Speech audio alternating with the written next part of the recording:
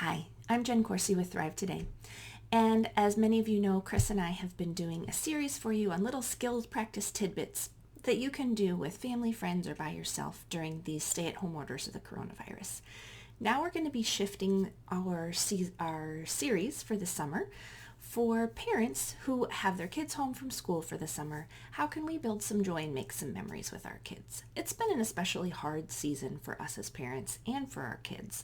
With school canceled, everybody home, there have been good things, but also really hard things. Not seeing friends, just the extra weight of school on us as parents. It's just been a hard season. So how can we find some things that we're looking forward to this summer?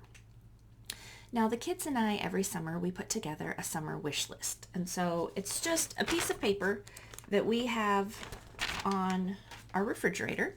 And this year, they were much more involved in the process of putting it together. In the past, I've usually brainstormed things that I felt like were realistic that we could do together that they would enjoy or that I know that they like, and maybe had them add a few. But this year, they were very involved in the process. And it's fun to get to do this together because then you have some things you're looking forward to for the summer and some things that you can do together as a family to build joy. So this might include some bigger items, depending on what your family's plans are. If you have a vacation planned, that might be on the list. If you have some big exciting activity that's on a vacation, that might be on the list. Otherwise, it really can mostly, and probably should mostly, be little things, like the things that you usually look forward to during the school year, or even the things you wish you had more time for during the school year and don't usually get to do, that you can have a lot more time for in the summer. So for instance, reading a book out loud to our kids. We've picked a few books for the summer that our goal is to get through them by the end of the summer, that I read those aloud to them.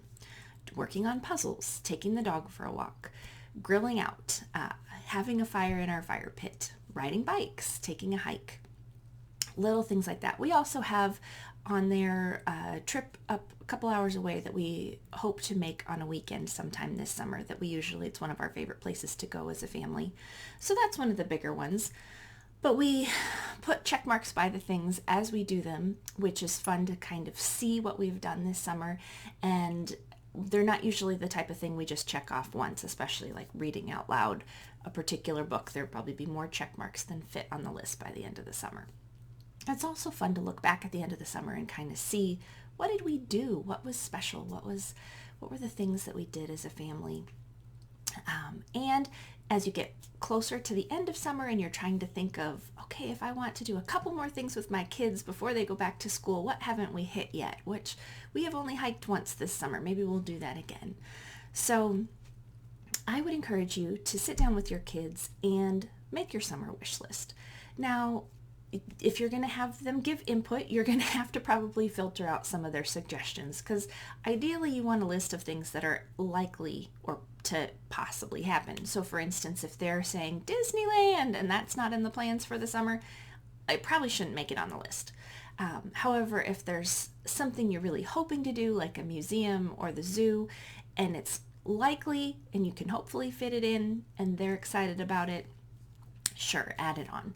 But overall, we probably want little things, like going out for ice cream is another one on ours. Just little fun joy spots in our days that we can look forward to. So I would encourage you to sit down with your kids and do this. And you probably want to have, maybe not on the list, but in your plans for the summer, you probably want to have some quiet times for the kids, whether they're old enough to read and they have a quiet time reading, or they just play in their rooms by themselves for a little bit, or play in their rooms with a sibling if they share a room. This has been a hard season on you too. So make sure you're taking some time for quiet for yourself and a little bit of downtime, because that will refresh you so that you then are, and them, honestly, they also need that quiet time. Having a rhythm of joy and quiet throughout our day is really helpful and important.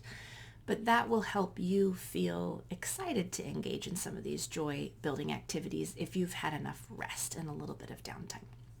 For more on using these relational skills with our kids, please check out my blog, THRIVEtoday.org.